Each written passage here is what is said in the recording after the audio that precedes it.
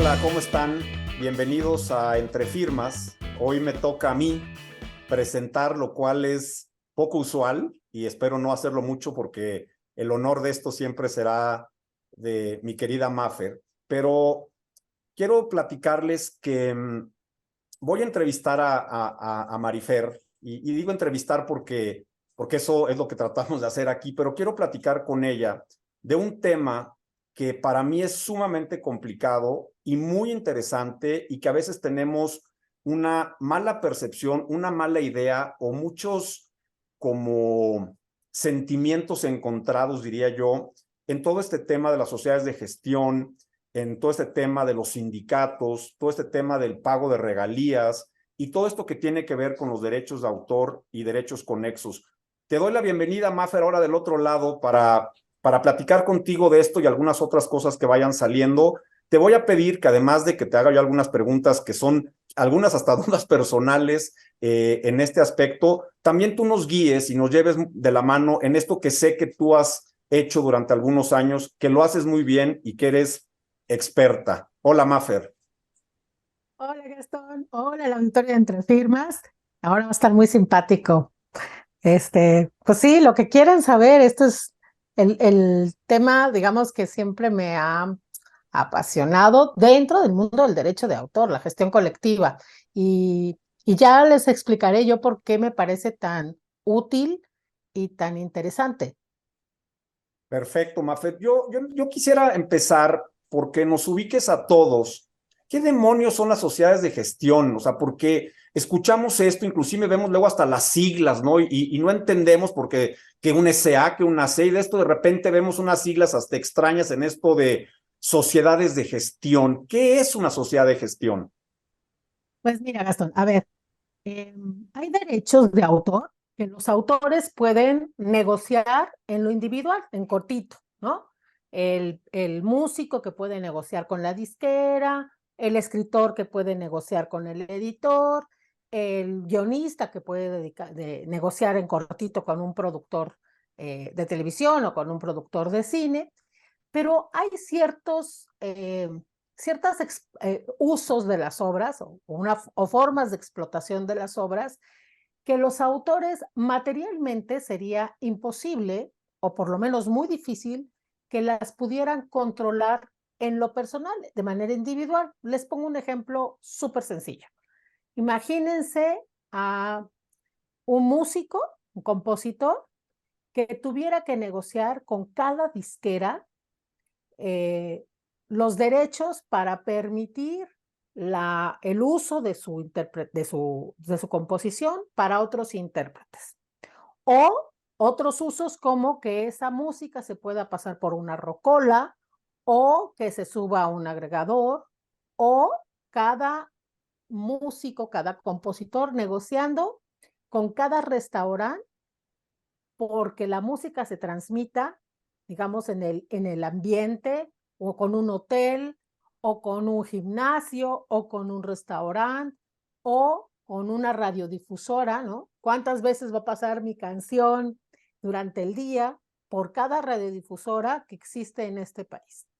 Y si eso no lo pueden controlar, digamos, en un territorio que es en México, imagínense que tenga que hacer eso con su música en Brasil, en Argentina, en España, en China, ¿no? Se pasaría la vida yendo de un lado a otro para saber qué le pasa a su canción y en dónde cobra, cuánto cobra, con quién firma contrato. Entonces, eso es lo que decimos, le saldría más caro el caldo que las albóndigas. Ok, como eso no lo pueden hacer porque es materialmente imposible, existen unas organizaciones que se llaman sociedades de gestión colectiva, que lo que hacen es una especie de el club de los autores de ciertas ramas, o sea, los compositores están juntos, los escritores están juntos, los artistas plásticos están juntos, que lo que hacen, o lo que deberían de hacer, es eh, administrar los derechos, promover el repertorio de esos autores que forman parte de ese club. Y una vez que están promoviendo el uso de esos repertorios, pues tienen que ir a recaudar ese dinero que se genera por el uso de las obras, y ese dinero, hay que decirlo, no es de las sociedades de gestión, ese dinero es de los autores. Entonces, las sociedades de gestión tienen que recaudar y pagarle a los autores. Entonces, son entidades que no tienen fines lucrativos. Y efectivamente, como dices, Gastón, son sociedades de gestión colectiva de interés público. Si nosotros las buscamos en el Código Civil, no las vamos a encontrar. El único lugar donde vamos a encontrarlas es en la Ley Federal del Derecho de Autor, que es la que regula a las entidades de gestión colectiva y que hay en todo el mundo. Entonces, la manera en la que se han organizado es, bueno, yo represento en México, yo, Sociedad de Gestión Colectiva de los Derechos Plásticos o de los artistas plásticos, represento a los artistas plásticos brasileños. Y Brasil representa en Brasil a los artistas plásticos mexicanos. Hacemos un convenio de representación recíproca y entonces nos ayudamos mutuamente. Eso es más o menos lo que es una sociedad de gestión colectiva. Sociedades sin fines lucrativos que nacen para representar a los autores, para promover sus repertorios y para defender sus derechos. Buenísimo, creo que esto es bien importante y ojalá de verdad quien ve este programa lo difunda mucho porque esto es parte del corazón de la materia, es decir, una vez que tú generas, tienes tu obra y la explotas, pues carambas, quieres cobrar, ¿no? De alguna manera, parte de todo este rollo de la creatividad, pues no nomás es quedarse en el romanticismo de soy un creador y soy un autor, sino que quiero esto que se conozca, que se use, que se explote. Y esa parte que acabas de explicar para mí es sumamente importante que quede claro qué es y por qué está regulada además pues, por la ley federal de derecho de autor. O sea, porque al final del día lo que se está cuidando pues son justo eso, ¿no? Esa explotación de la parte patrimonial de estas obras autorales o de este derecho conexo. Y la otra pregunta que te diría así para abrir boca y empezarnos a entender dónde andamos parados es qué diferencia hay en estas sociedades de gestión, por ejemplo, entre una ANDI y una ANDA. O sea, también se confunde mucho, ¿no? Te dicen, es que yo ya soy miembro de la ANDA. Bueno, sí, pero ¿qué es la ANDA? ¿Qué son sindicatos? ¿Qué es esto, Mafe? Exactamente, lo acabas de decir. La ANDA, por ejemplo, lo que representa o lo que protege son los derechos laborales de los actores, Asociación Nacional de Actores. Digamos, ve o vigila que se cumpla la ley del trabajo.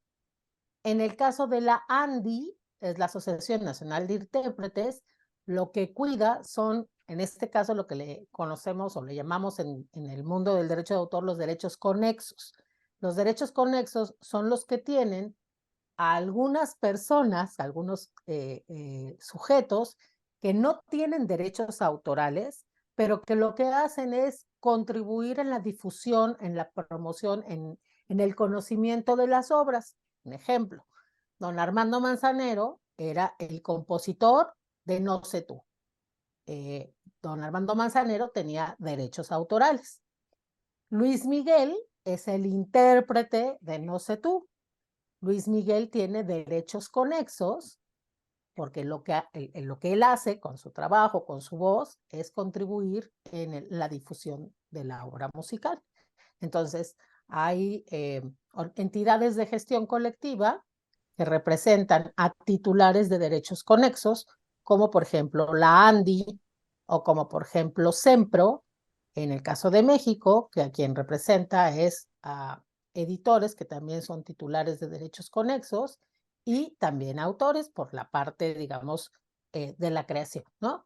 Pero entonces así tenemos Somexfon, por ejemplo, es otra sociedad que representa derechos conexos. Entonces hay sociedades que representan autores, hay sociedades que representan titulares de derechos conexos, pero todas son sociedades de gestión colectiva. Por eso insisto, estas están dentro de la Ley Federal del Derecho de Autor. En cambio, hay otras que tienen que ver con los derechos laborales, ¿no? Como la ANDA. No, buenísimo, porque hay esta confusión, o sea, normalmente cuando hablas de la ANDA y del ANDI, sobre todo en el tema de los actores, la gente cree que es lo mismo y que como no dice Sindicato Nacional de Actores, asociación, o sea, dicen, pues es que entonces es otra sociedad, que está viendo por mis derechos de autor y no, está procurando y cuidando tus derechos laborales. Inclusive en los contratos que se firman con los actores, están ahí, se menciona si eres miembro de la ANDA para a través de la ANDA también pagar esto de las regalías. Ahora, en esto de las regalías, Mafer, voy a meter ya un tema que empieza a ser un poco más complicado quizá de entender. Yo te preguntaría primero, ¿cómo se pagan estas regalías? Es decir, llega la sociedad de una SAC, una Somexfon, una ANDI, y va y cobra estos derechos, estos dineros a quien está usando y explotando una obra autoral o una interpretación. Recauda. Y luego, ¿cómo se reparte ese dinero? Mira, lo que sucede es que en principio, digamos, había poquitas sociedades, en ese momento se llamaban sociedades autorales, después se convirtieron a sociedades de gestión colectiva, y entonces existían, de hecho existen todavía, tarifas oficiales, ¿no? Entonces, hay sociedades de gestión que recaudan en función de las tarifas oficiales que se establecieron en su momento y que se han ido actualizando, y hay otras sociedades de gestión que son más nuevas, más modernas, más jóvenes, que lo que tienen es, le llaman una tarifa negociada. Es decir, autores, a través de su sociedad de gestión, se han tenido que sentar con los usuarios a consensar, a negociar una tarifa, ¿no? En muchas ocasiones, pues la tarifa la pone la sociedad de gestión, tomando también en cuenta los, digamos, los usos comparados con las otras sociedades de gestión que están en el mundo, ¿no? Y bueno, ¿qué es lo que pasa? Pues yo pongo mi tarifa y yo digo, a ver, por el uso de mi obra, ¿no? Voy a cobrar, pues, 3 centavos, ¿no? Y el usuario puede decir, no, ¿qué te pasa? 3 centavos es muchísimo, ¿no? Te voy a pagar 1. Bueno, pues cuando no han llegado a un acuerdo, lo que a veces ha sucedido es que las sociedades de gestión se han ido a un procedimiento, en ocasiones administrativo, como es la Junta de Venecia, o judicial, para que sea un juez el que determine si la tarifa que impuso la sociedad de gestión es una tarifa justa, es una tarifa que compense a los autores por el uso de sus obras. Porque tú lo dijiste muy bien, estábamos hablando de regalías. A mí me gustaría que el auditorio supiera que la regalía le llaman el salario del autor, que eso es lo que cobran los autores, eso es de lo que viven los autores. Entonces, pues la tarifa de cualquier sociedad de gestión siempre tendría que ir como encaminada a compensar a los autores, a retribuir a los autores por el uso de sus obras. Pero insisto, la recaudación que hacen las sociedades de gestión no es para las sociedades de gestión o no debería de serlo, ¿no? Hay un porcentaje que la ley les permite que se queden para gastos de administración, obviamente, porque pues, si no, no funciona la oficina, pero el grueso de lo que se recauda se tiene que repartir entre los dueños de esos dineros, que son los autores o los titulares de los derechos de autor, porque podría pasar que, por ejemplo, un autor ya murió, pero el titular de los derechos, pues es su viuda o son sus hijos, ¿no? O es una fundación a quien le dejó esos derechos. Pues lo que recauda la sociedad se lo tendría que pagar a esos titulares que son los dueños, ¿no? Y bueno, la forma en la que lo reparten, si quieres, la comento brevemente, pues depende también de las reglas de reparto que cada sociedad de gestión, cada club, ¿no? Establece, que tiene que ser algo pues también transparente, que tiene que ser algo acorde con el uso de las obras, ¿no? No sería justo que se repartiera como, bueno, pues los que fundamos la sociedad de gestión cobramos más, ¿no? Y los que van llegando, pues cobran menos, ¿no? Hasta que vayan haciendo antigüedad. No, no es así. Oye, Mafer, déjame ir un corte porque este tema para mí es bien interesante y complejo. Esta parte de este club donde nos vamos a poner de acuerdo cómo cobrar, levanta ámpula. Vamos un corte y regresamos.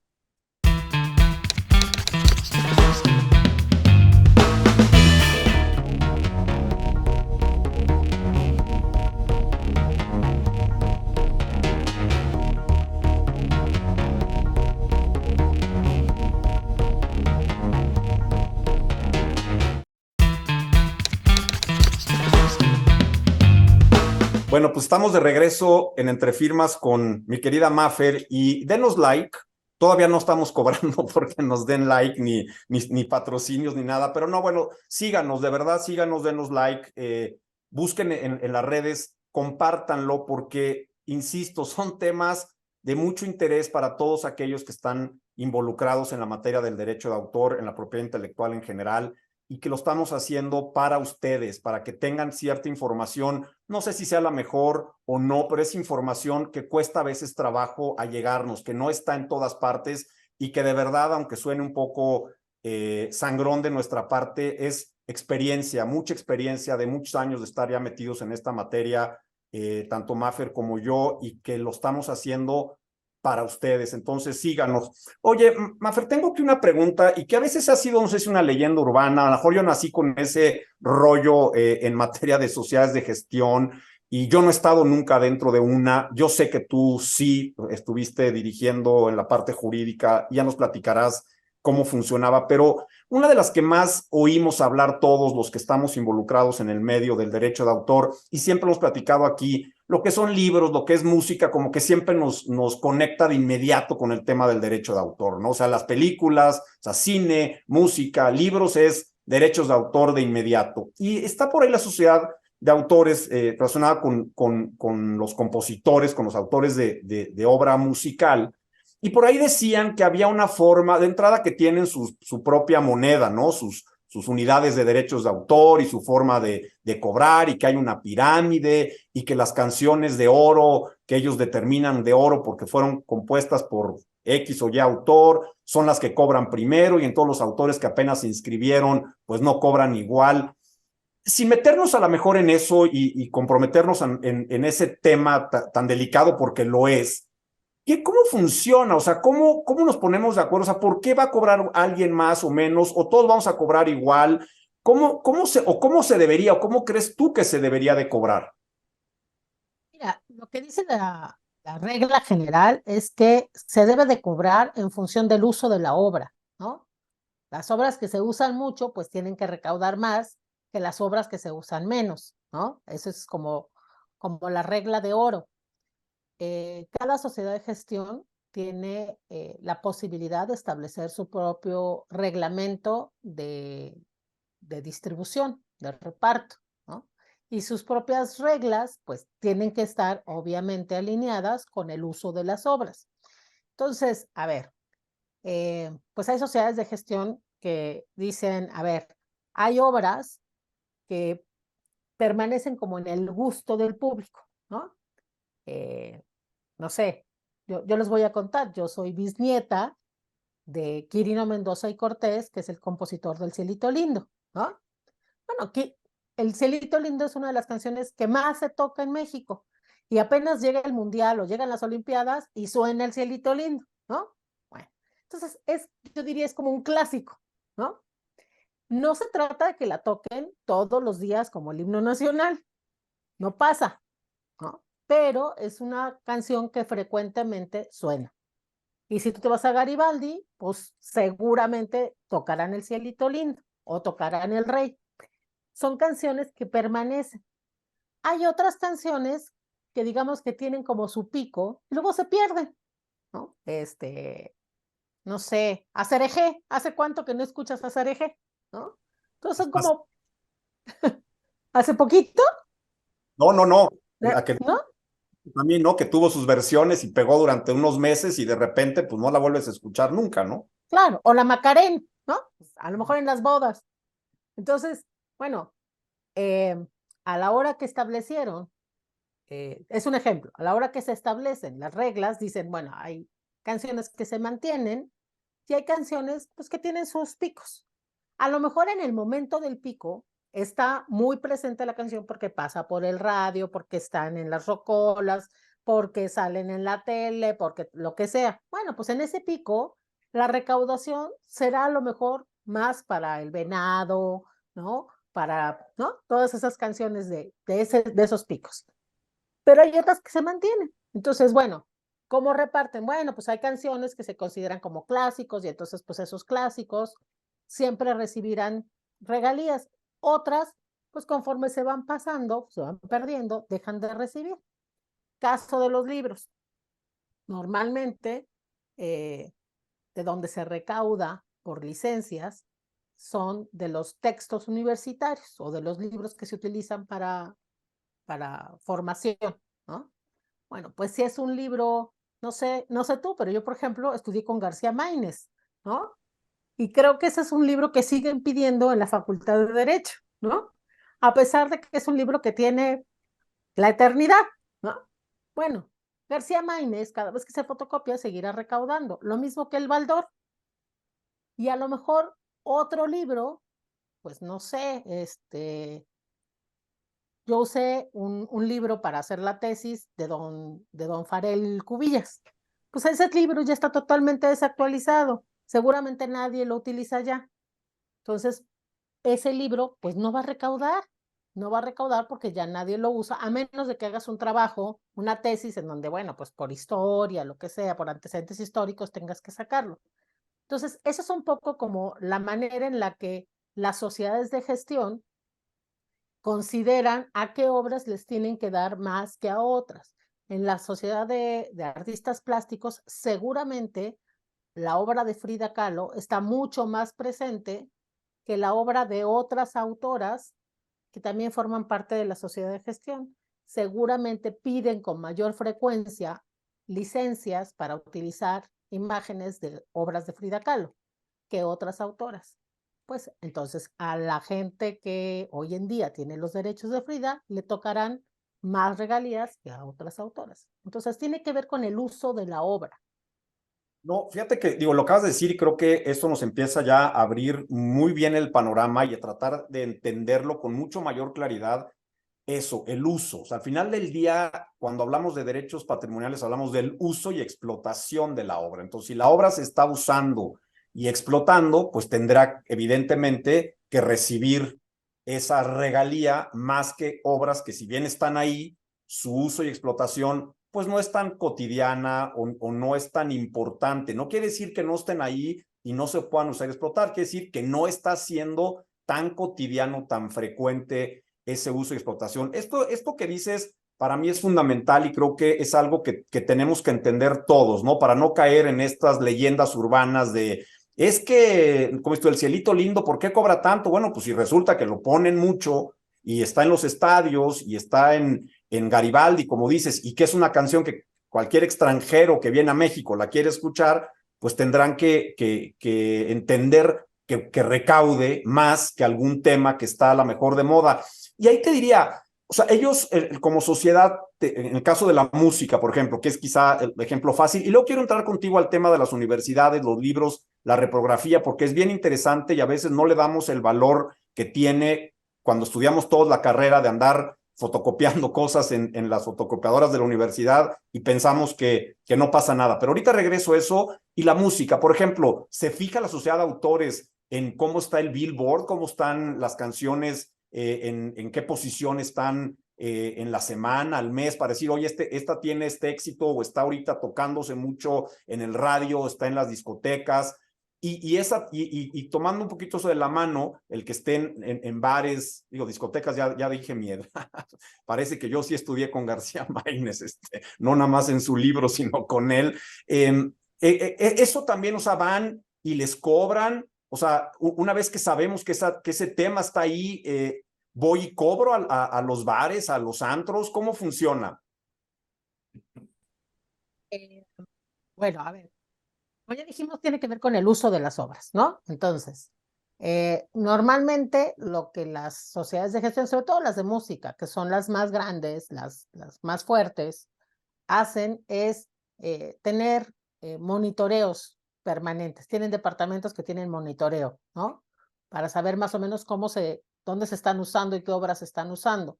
Ahora, se supone que cuando tú le das una licencia de uso de tu repertorio a un usuario, vamos a pensar en el caso de la sociedad de compositores que le dé una licencia a la Charreta del Cuadrante, ¿no? La Charreta del Cuadrante tiene la obligación de hacer digamos, una declaración de la obra que se usa. Y eso lo pueden saber porque pues programan las canciones. No es una cosa así como de, ay, ¿hoy qué pondré? ¿No? Hay programadores. Entonces cuando terminan, ¿no? O por lo menos así era antes, ya no sé si ya con toda la tecnología que hay ahora, pues ya el monitoreo ha cambiado, pero lo que se podía hacer era, dime qué usaste, porque yo tengo que repartir ese dinero que voy a recibir de ti, ¿no? También por eso es importante que te declaren qué es lo que se usa, ¿no? Entonces, a ver, aquí está mi guía programática, ¿no? Esto fue lo que yo usé. Entonces, pues ya ven y dicen, a ver, de toda esta música, primero, ¿qué es nacional y qué es extranjero? Porque como yo tengo convenios firmados con el extranjero, pues tengo que mandar dinero a España o a Argentina o a Francia, o depende de dónde de lo que usaron, ¿no? Y si puedo llegar al punto de saber quién es el compositor, pues cuando le mando su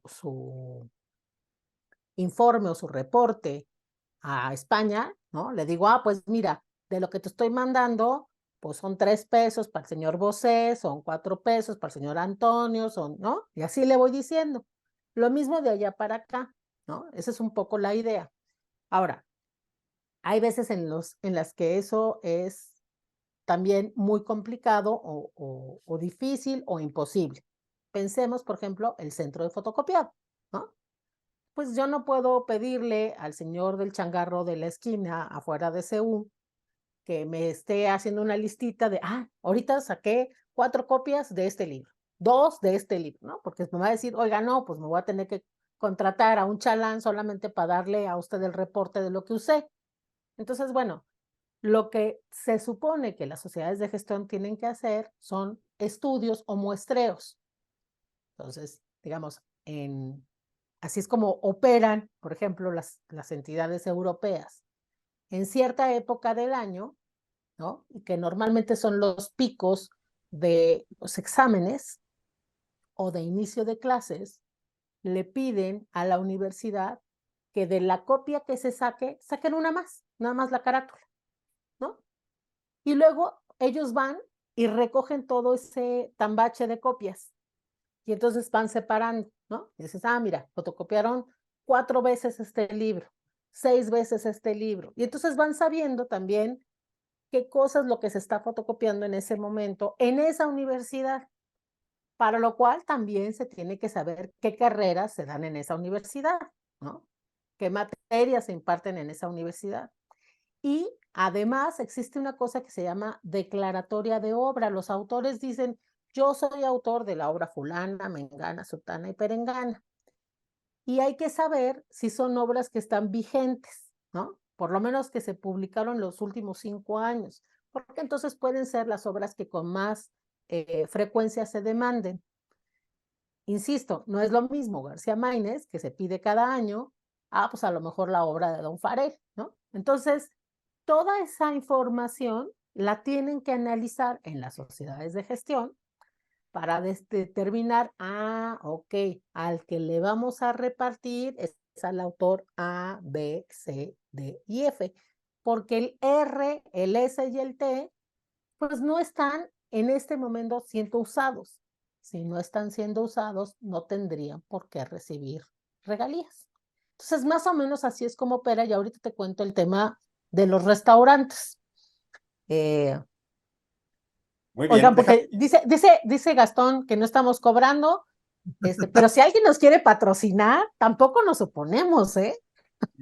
claro, déjanos ir un corte sobre pretexto de en esos cortes poder meter publicidad y que este programa tenga ya sus patrocinadores, así que están abiertas las puertas para que el que quiera. Vamos a un corte y regresamos, Mafer, para ver esto de los restaurantes, porque también tengo por ahí unas leyendas urbanas en el tema de restaurantes.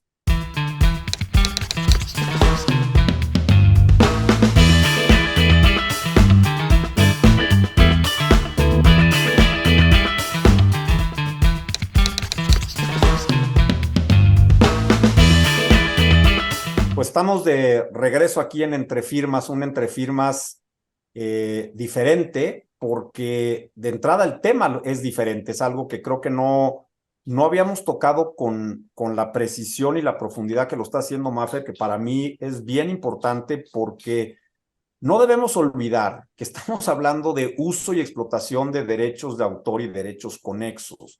Se nos olvida, creemos que porque lo hemos hecho toda la vida, no genera un pago. O sea, yo me acuerdo cuando estudié la carrera y que iba a sacar fotocopias de un libro por mil razones, porque no lo quería comprar, porque el libro no era accesible, es decir, no accesible económicamente, sino ya no estaba y ahora había un ejemplar en la biblioteca y era difícil de encontrar, por la razón que quieras, pero yo iba a la fotocopiadora, pagaba mis copias, me iba a mi casa y me importaba un bledo si el autor de esa obra, el editor, le llegaba algo de dinero, porque cada fotocopia de un libro, o es más, los profesores te decían, vaya y sáquele una copia al capítulo 4 del libro fulano. O sea, no te decían, vaya y compre el libro. O sea, eran los peores promotores, inclusive, de la venta de libros, eran los profesores. Y creo que desde ahí tenemos un tema, Mafer, y esto me lleva a decir, bueno, ¿qué tanto ha cambiado esto de sacar copias en la universidad? Se siguen sacando, perdón, estas copias tradicionales o nos estamos yendo más al tema del PDF, de la parte digital. Y ojo, no porque esté el PDF significa que como está ahí, y lo hemos platicado muchas veces, es cosa de nadie. O sea, porque está en el internet y entonces yo le pico PDF gratuito online, ¿no? Entonces me aparece el PDF y ya como yo le puse gratuito, yo ya me cubro y entonces lo puedo bajar y es mío. ¿Qué tanto ha cambiado esto? ¿Qué tanto el bajar esos PDFs es correcto? ¿Hay alguna página donde se puedan bajar efectivamente PDFs, artículos, que sea de manera gratuita, legal? ¿O estamos en un mundo con una laguna tremenda? A ver, laguna como tal no hay. Lo que pasa es que sí, como lo dijiste muy bien, pues toda la vida hemos sacado fotocopias, desde que existen las fotocopiadoras, de los libros y nadie se ha sentido jamás un delincuente por hacerlo, ¿no? Era como una práctica común. Hasta que alguien vino a decirnos, oiga, no, eso es ilegal, ¿no? Es ilegal porque no paga derechos de autor. Entonces, digamos, hasta antes de la pandemia, pues se ocupaba mucho todavía la fotocopia, se sigue ocupando alrededor de las universidades, sigue habiendo centros de copiado donde tú vas y sacas tu copia, y ahora cada vez más hay copias digitales, los famosos PDFs. En algunas ocasiones ya los adquieres directamente de la editorial, las editoriales se pusieron la pila, ¿no? Digamos, esa es una forma directa, de explotación directa de la editorial al usuario, ¿no? Tú quieres tu PDF, pues págalo y te lo mando. Y en otros casos es a través de una licencia que da la Sociedad de Gestión Colectiva. En el caso de México, como ya comenté, Sempro, pero también hay otras sociedades de gestión que están agrupadas, que se unieron, sobre todo las latinoamericanas, junto con España, y tienen un portal que se llama Con Licencia. Si tú quieres obtener autorización para bajar un PDF o para usar una obra de cualquier editorial iberoamericana, ¿no? Hablando desde España hasta Argentina, bueno, pues entras al portal y ahí llenas los datos y te dan la autorización para hacer una copia legal. Y bueno, pues sin necesidad de hacerle publicidad a las casas que venden útiles o que venden artículos de oficina y que también tienen centros de copiado grandes, pues todos esos en en México ya tienen licencias. Entonces uno puede ir tranquilamente a sacar su copia a esos Office esto o Office el otro, ¿no? Y son legales porque pagan una licencia a esta sociedad de gestión que representa a los editores y a los autores. Entonces, eso es legal. En el caso de las universidades, pues sí sería interesante que las universidades obtuvieran los permisos, las licencias, para que sus centros de copiado pudieran otorgar copias de manera legal. ¿Y por qué digo que sería interesante? Pues que porque la mayoría no lo hace. Hay algunas desde hace muchos años que ya tienen licencia, como es el TEC de Monterrey, fue de las primeras en tener licencia, sobre todo licenciadas para lo que ellos le llaman Kurzpack, ¿no? O para antologías. Entonces, bueno, todo ese material se supone que está licenciado. La Salle, hasta donde yo recuerdo, era otra de las universidades que también estaba dentro de la legalidad. Me acuerdo que también la Universidad del Valle de México, la Ibero, ¿no? Entonces, hay universidades que se han ido regularizando cuando son las dueñas, digamos, del negocio de la fotocopia adentro de la casa. Pero hay otras universidades que concesionan ese espacio, no es de ellos. Y entonces, bueno, en esos casos lo que Sempro les decía es, bueno, pídele al señor del centro de copiado que saque una licencia para que la copia que se saque desde ahí, desde esos equipos, sea una copia que pague derechos de autor. Porque además, déjeme decir algo, em, cuando tú dices pagar derechos de autor por la copia, qué barbaridad, ¿no? O sea, ¿a quién se le ocurre semejante locura, ¿no? Como tú dices, bueno, yo le sacaba copias y por lo que sea, porque no quise comprar el libro, porque no me alcanzó la lana, porque nada más era un ejercicio. Pero tomen en cuenta que cuando sacamos una copia, le pagamos al señor del centro de copiado la renta del local, la luz, el papel, el tóner o la tinta, el salario del empleado, ¿no? Este, no sé, el teléfono y el internet. Todo eso iba dentro de la copia. ¿Por qué no pagar el derecho de autor por algo que vamos a usar? Porque al final no es que vayamos por cualquier copia, vamos por la copia de ese libro. ¿Por qué no reconocer el trabajo de ese autor y de ese editor? ¿No? Entonces, eh, de repente a nosotros nos parece, en muchas ocasiones cuando iba a las universidades les parecía como un exceso que quisiéramos cobrar también la copia, ¿no? El derecho de autor por la copia. Yo digo, bueno, pues a veces gastamos mucho más en otras tonterías y no en algo que nos va a formar, ¿no? Que es el libro. Llámale fotocopia o llámale el libro original. Te va a formar. ¿Por qué no le reconoces a ese autor el trabajo, ¿no? El tiempo invertido en ese texto que hoy te está ayudando? Entonces, eso mismo, déjame llevarlo al mundo de la música. Cuando vas a un restaurante, ¿qué prefieres? ¿Un restaurante calladito, en donde se oyen los platos, los cubiertos, los meseros, o un restaurante con música? ¿Qué les gusta? ¿No? Cuando vas a un bar o a una discoteca, que solamente gastan para discotecas, ya los demás ya no. ¿Te gusta la música o te gusta que todo esté callado? Nos gusta la música, ¿no?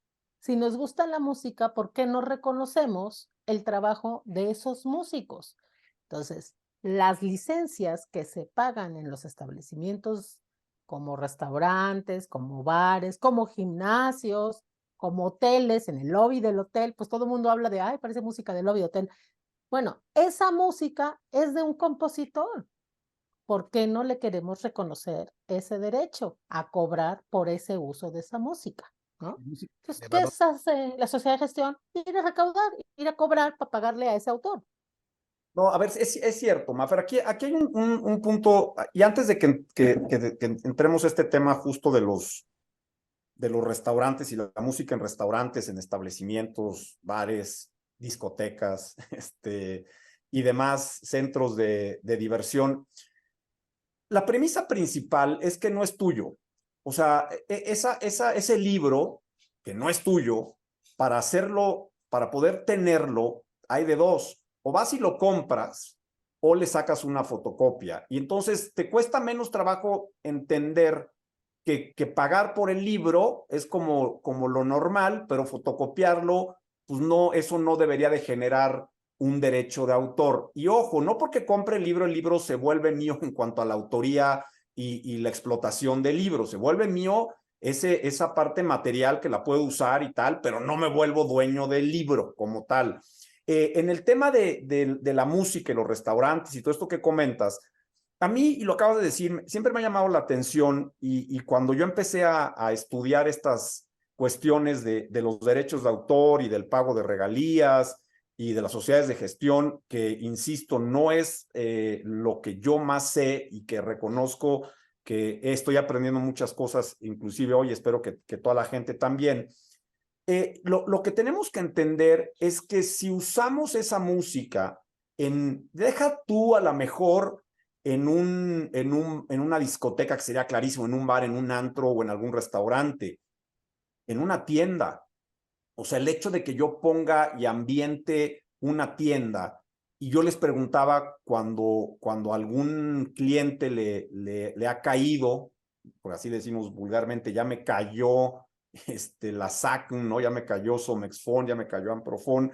Oye, ¿por qué tengo que pagar si la música es del radio? No, antes estaba en el radio o la música está hoy en día, pues es mi playlist de Spotify y yo ya pago al mes una cantidad en el Spotify, por ejemplo. Y yo lo primero que les decía, obviamente esto del Spotify no se los decía cuando yo empecé a trabajar porque no existía, pues oye, a ver, quita la música. Si para ti la música no te está dando un plus, pues quítala, ¿no? Y entonces vamos a ver cómo ese bar se convierte en iglesia, ¿no? Porque pues ya la gente ya no va a lo que quiere ir, a un lugar donde hay música y donde además la música, nos guste o no, genera que la gente consuma alimentos, pero también consuma bebidas. Y si ponen una canción buena y la cosa prende, pues pides otra botellita y otro tequilita porque la música te genera sensaciones. Y ahí mi pregunta, Mafer, es, yo he escuchado mucho que se cobra dependiendo de la capacidad del lugar. O sea, si el restaurante, cuántos comensales caben o cuánta gente entra a determinado bar. ¿Esto es cierto o es una leyenda urbana? Es lo mismo que les comentaba con el tema del reparto, ¿no? También para establecer las tarifas, pues las sociedades de gestión han tenido que encontrar otros mecanismos para contabilizar. Por ejemplo, en algunos casos es, pues, cuántas mesas tiene, ¿no? Porque no es lo mismo un establecimiento que tiene, no sé, 12 que uno que tiene 50. ¿No? No le puedes cobrar lo mismo a uno chiquito que a uno grande, ¿no? Seguramente le entra más gente y los recursos son diferentes. No es lo mismo un centro de copiado que tiene una máquina a uno que tiene 10, ¿no? Lo que en un minuto hace el chiquito se, se vuelve por 10 en el grande. Por ejemplo, una de las cosas que nosotros tuvimos que tomar en cuenta al momento de establecer una tarifa en Sempro era, a ver, ¿cuántas máquinas de fotocopiado tienes? Tengo 10. Ok. De las 10 fotocopias libros, en las 10 lo puedes hacer. Y ellos nos decían, no, porque por ejemplo esta la utilizo para plotter, ¿no? O sea, esta nada más saca mapas o saca cosas grandes, o saca, no la uso para libros. Quítala entonces, no la vamos a contabilizar. Esta otra, no, pues esta ya es muy viejita y se tarda mucho. Esta tampoco, esa la utilizo para fotocopiar facturas, ¿no? Volantes, ok, quítala. Entonces, ¿cuántas máquinas, con cuántas puedes fotocopiar libros? Pues con 3, ok. Págame licencia sobre las 3, no sobre las 10, ¿no? Entonces, cada sociedad de gestión va determinando eh, en función también de algo que es muy importante, que es no solamente el, el uso de las obras, sino también de la disponibilidad, de la capacidad que tienen estos establecimientos, ¿no? Entonces, pues seguramente si vamos a países nórdicos, pues la forma en la que ellos se han organizado es distinta para establecer una tarifa, porque ahí no hay, por ejemplo, en las primarias, no hay libro de texto gratuito. Ahí todos los niños tienen que estudiar con el libro que se compra, ¿no? Entonces, bueno, pues es otra la tarifa que se establece. Buenísimo. Déjame ir un corte y regresamos con este tema de la música y lo que yo por ahí ya comentaba. a ver tú qué es lo que opinas, ¿no? Por ejemplo, si yo tengo ya mi cuenta de Spotify, digo que yo pago mi cuenta y pago X cantidad al año, lo que sea, ¿esa me sirve para ponerla en mi restaurante? Vamos a un corte y regresamos.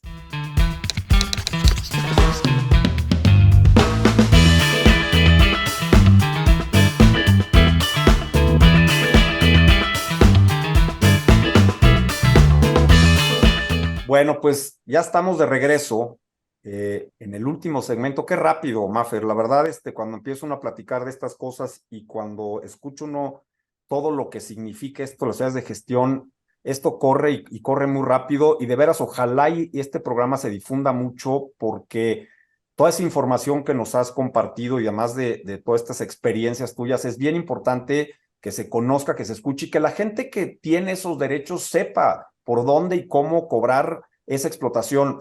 Yo te dejaba la pregunta antes de irnos al corte de con estas cuentas que pagamos de Spotify, ¿no? Y algunas que tienen canales de televisión donde hay música, ¿no? En unos canales específicos, por ejemplo, Sky tiene canales musicales y tal. A mí me alcanza, si yo tengo mi Spotify y el que pago yo, me alcanza para mi playlist, ponerla en un restaurante y entonces utilizar esa música porque ya la pagué en mi cuenta personal. Claro. A ver, dice la teoría del derecho de autor que los derechos patrimoniales son independientes entre sí y las formas de explotar, las modalidades también lo son, ¿no? Entonces, eso quiere decir que el compositor de una canción puede cobrar derechos si la canción está en un disco, puede cobrar si la canción está en una rocola, puede cobrar si es para karaoke, puede cobrar si alguien se la lleva a un palenque y la canta, ¿no? Otro artista, puede cobrar si la ponen de fondo musical en una telenovela o en una película. Entonces, son diferentes las formas en las que se usó esa canción y ese compositor puede cobrar por cada una. Bueno, Spotify es o cualquiera de estas plataformas, es una forma más de explotar la canción, ¿no? Y cuando nosotros abrimos nuestra cuenta, es una cuenta individual, personal. Bueno, a veces te dejan, ¿no? Pagas una y entran 4, ¿no? Pero es, digamos, doméstica, ¿no? No tiene un uso comercial. Antes yo me acuerdo, por ejemplo, creo que MBS tenía un sistema de música, MBS Radio, creo que era, que tenía también una forma de uso comercial, que ya tenía contemplado el acuerdo con las sociedades de gestión, sobre todo con la SACM, para cobrar de manera diferente, porque esa cuenta, ¿no? Era para un restaurante o para un hotel, pero el que tú usas en tu casa, el doméstico, no alcanza, como bien dijiste, pues para ponerlo en un negocio. Entonces, hoy en día, muchos restaurantes tienen su playlist de la cantina, ¿no? De la directora del lugar o del dueño del restaurante, ¿no? Esa es una cuenta personal, ¿no? Que no alcanzaría para un uso comercial. Entonces, si los restaurantes, déjenme les digo, no quieren tener que pagar derechos de autor, lo dijiste muy bien, pues no pongan música, así de fácil, ¿no? ¿Cuál es la otra opción? Pues contraten músicos en vivo, ¿no? También. Que toquen su propia música, sus propias canciones, porque si son covers, pues van a tener de todas maneras que pagar, ok. A la sociedad de compositores, no a la Somexfon, pero bueno, contraten a bandas de chavos que están haciendo su propia música o a un intérprete, cantautor, hace su propia música. ¿No les parece eso? Bueno, pongan música de dominio público, ¿no? Música que ya no paga derechos. Ojo, que sea música de dominio público en versiones, ¿no? De discos que ya tampoco tengan derechos, porque si no, sí le tienen que pagar a los productores de fonogramas. Yo lo que digo es que finalmente, como tú lo dijiste, los restaurantes se benefician de la música, lo que le llaman un lucro indirecto. ¿Por qué? Pues porque es rico estar en un lugar tomando un traguito donde hay musiquita rica, ¿no? Que de repente te paras a bailar. Entonces, si hay alguien que nos está ayudando a traer comensales, a traer clientes, y es gracias a la música o gracias a los videos también, pues reconozcámosles y paguémosles. Ahora, ¿qué es lo que creo que yo, digamos, en mi experiencia, qué es lo que creo que sucede en México? Como en otros países, también pasa mucho en otros países latinoamericanos, que hay varias sociedades de gestión que recaudan derechos que provienen de la música. Está la de los compositores, está la de los intérpretes, está la de los productores de fonograma. Y bueno, afortunadamente no está la de los ejecutantes porque le ceden los derechos a las disqueras, pero si no también vendrían a cobrar. Entonces, llega la primera sociedad de gestión al restaurante. Tac, tac. Oiga, ¿qué cree? Somos de la sociedad de compositores y venimos a cobrar por el uso de la música. Ay, pues yo no sabía que se debía. Sí, fíjese, porque usted utiliza la música, ta, ta, ta, y pues por eso tiene a la gente aquí muy contentita, entonces pues nos tiene que pagar una licencia. Ok, llegan a un arreglo, les pagan la licencia. Se van, a los 3 meses vienen y les toca, tac, tac, oiga, ¿qué cree? Venimos a cobrar por la música. ¿Cómo? Si ya la pagamos. No, pero usted le pagó a los compositores. Nosotros venimos a cobrar por los intérpretes, por los que cantan. Ah, no son los mismos. No, no somos los mismos. Ok. ¿Y cuánto es? No, bueno, pues ahí viene la licencia.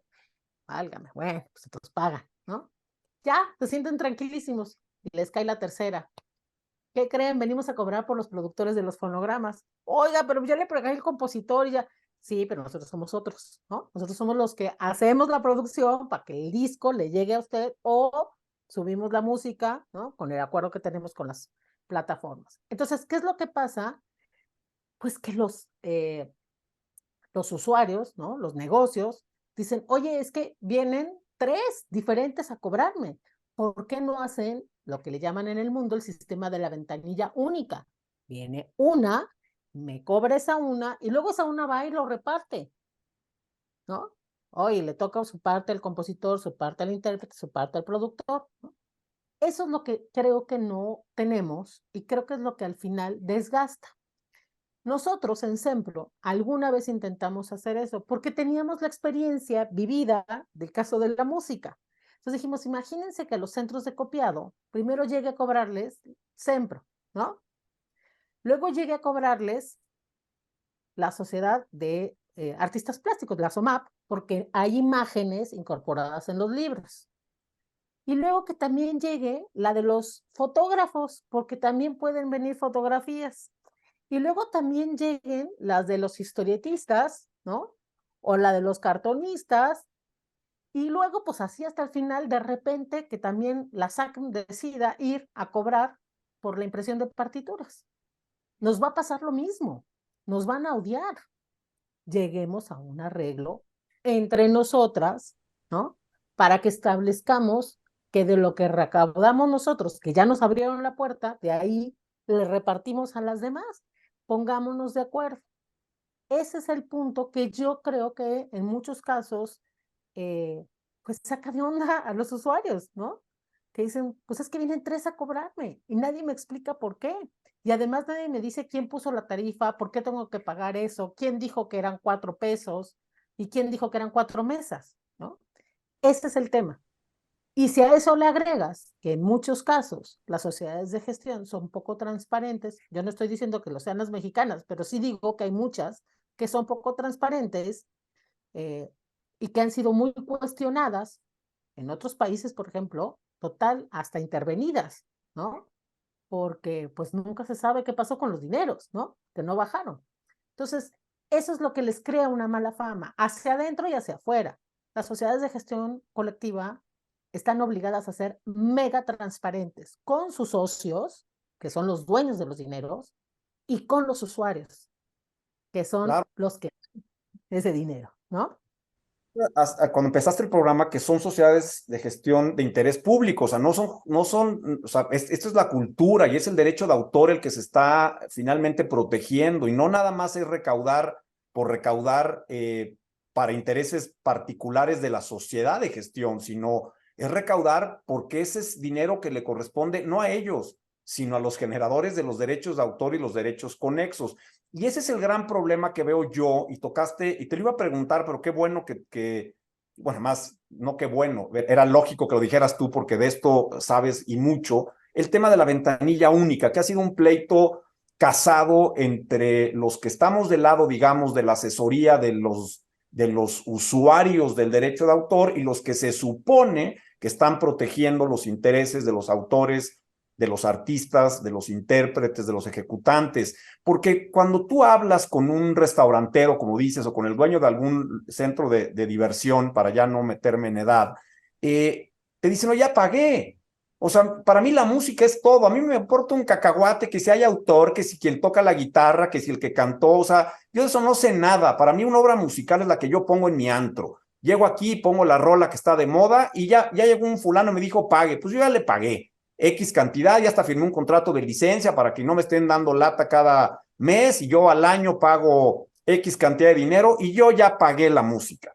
No, pero es que fíjese que hay uno que hace el disco. Pues es que los discos ya ni existen. ¿De qué me habla? ¿Cuáles discos? Están ustedes locos. Esta es una lista de Spotify, lo que tú quieras. Y en esa problemática entre unos y otros, no están cobrando lo que deberían de cobrar los autores y los compositores porque sus sociedades de gestión no se están poniendo de acuerdo. Y yo creo que ya llegó la hora de que se pongan de acuerdo porque tampoco están haciendo lo que deberían de hacer, que es ir a los tribunales entonces a iniciar procedimientos por ese uso no autorizado, porque entonces yo a lo mejor me voy a excluir de mi responsabilidad diciéndole a un juez, oye, a mí llegó un fulano y yo ya pagué. Que después ustedes no sepan cómo dividirse la lana, pues ese no es problema mío, ese es problema de ustedes, porque se vuelve muy complicado pagar. Si de por sí no les gusta pagar, porque es algo muy de nuestro país que no nos gusta pagar, ¿no? O sea, y después se la complicas con 3 sociedades o 6 sociedades de gestión o 8 en el caso de un libro, ¿no? Porque el que lo escribe, el de la foto, el plástico, el editor, o sea, dices, bueno, pues ya lotería, ¿no? O sea, a quién más le pago? Y eso sí creo que es una cuestión que ya urge que dejen egos y que se pongan en esa famosa ventanilla única que en algún día, entiendo yo, trató de iniciarse en México, pero que creo que no ha acabado de funcionar. Y es algo, Mafer, que pusiste para mí el dedo en la llaga de todo este tema de las sociedades de gestión, porque ahí está una de las grandes problemáticas que ha hecho que la gente no pague o que se moleste y digan, oye, pónganse de acuerdo, dígame a quién le pago, pero yo no puedo estar cada 3 meses yendo a juntas de avenencia al indautor porque me están diciendo que no pago cuando yo pagué. Y eso es, creo que uno de los puntos interesantes que has mencionado hoy y que creo que debemos no olvidar que lo que estamos buscando es la protección del derecho de autor y el pago de regalías a quien efectivamente ha creado y desarrollado obras y que para eso están las sociedades de gestión, que ha hecho que mucha gente o no confíe o no se quiera meter a estas sociedades. Y entonces la pregunta obligada es, ¿estoy obligado a ser parte de una sociedad de gestión? No, ¿no? Hay una garantía constitucional que tenemos que es de la libertad de asociación. Por lo tanto, no, en México los autores no están obligados a formar parte de la sociedad de gestión colectiva de la rama de creación a la que pertenecen. Ahora, mi recomendación es que se asocien, porque pues ya sabemos que hay ciertos usos de ciertas obras que no van a poder recaudar en lo individual, van a tener que recurrir a una entidad de gestión colectiva. Y también estar adentro les permitirá exigirle a la directiva de su sociedad de gestión. Lo dijiste y estoy totalmente de acuerdo contigo. Las sociedades de gestión colectiva tienen que ser el punto de contacto que facilite que los usuarios hagan uso de las obras de manera lícita. Por lo tanto, la única manera en la que yo le voy a pagar a esa sociedad de gestión es sabiendo, estando tranquila, de que lo que yo le pago le llega al autor, ¿no? Si la sociedad es dudosa o es mafiosa, pues yo no le pago, ¿no? Que vengan y que me demanden. Entonces, Yo creo que las sociedades de gestión colectiva hacen un gran trabajo. Si no, los autores no podrían cobrar mucho de lo que se genera por el uso de sus obras, pero están obligadas a ser sumamente claras, sumamente transparentes y a dar resultados, ¿no? Ese es el trabajo. Yo te diría, hay sociedades de gestión colectiva que funcionan maravillosamente bien, ¿no? Y hay otras, pues, que siempre estarán cuestionadas. Pero, como lo dijiste también, el tema de la ventanilla única, pues ya tendría que estarse repensando e implementarse, porque si no, desgastan innecesariamente a los usuarios. Claro, y es cierto, lo que dices es totalmente cierto. Sí es importantísima la labor de una sociedad de gestión. Al contrario, yo no veo la forma en que se pudiera recaudar todo este dinero que se genera allá afuera por el uso y explotación de los derechos de autor si no fuera a través de las sociedades de gestión y esa administración que han hecho durante años y que debe de existir, y eso pasa en todo el mundo. O sea, no es un tema que ni siquiera me pase a mí por la cabeza cuestionar. Sí, el tema de que se pongan de acuerdo para que el usuario se le facilite el cobrar, ¿no? O sea, yo creo que entre más complejo haces el proceso de pago, más fácil es que la gente no pague. Y se trata justo de lo contrario, ¿no? De que todos paguemos una vez que estamos utilizando algo que no es nuestro, porque eso hay que meternos en la cabeza. Lo que está en el Internet, la música que se oye, los PDFs, por más que le ponga yo maliciosamente libros online gratis, pues por más que le ponga libros online gratis y yo me quiera hacer una entelequia mental de que efectivamente es gratis, no es gratis. Ese libro que bajaste no es gratis, a menos que estés en, como decías tú, en páginas donde efectivamente te metes, dejas tus datos, pides el libro que quieres bajar y te digan, órale, este sí lo puedes bajar de manera gratuita, porque así lo decidió la editorial, porque así lo decidió el autor, pero no porque lo decidió el usuario.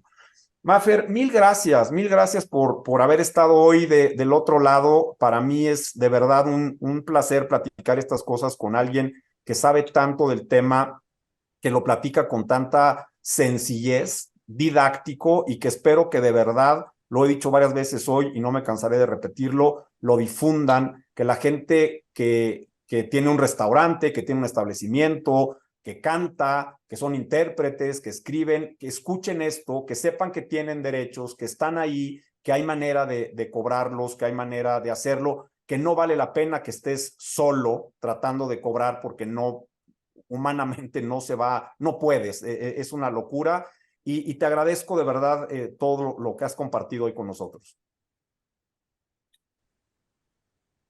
No, al contrario, la agradecida soy yo. Y bueno, yo creo que esto da para que, si resulta interesante el tema, vayamos invitando a los presidentes o a los directores de las diferentes sociedades de gestión que hay en México para que nos cuenten ya en lo particular qué hace cada una de las que existen en México, y qué derechos representan, ¿no?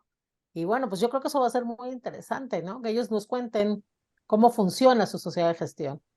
La invitación está abierta, el que se anime, que de una vez nos avise, y aquí estamos con gusto para recibir. Gracias y buenas noches, nos vemos pronto.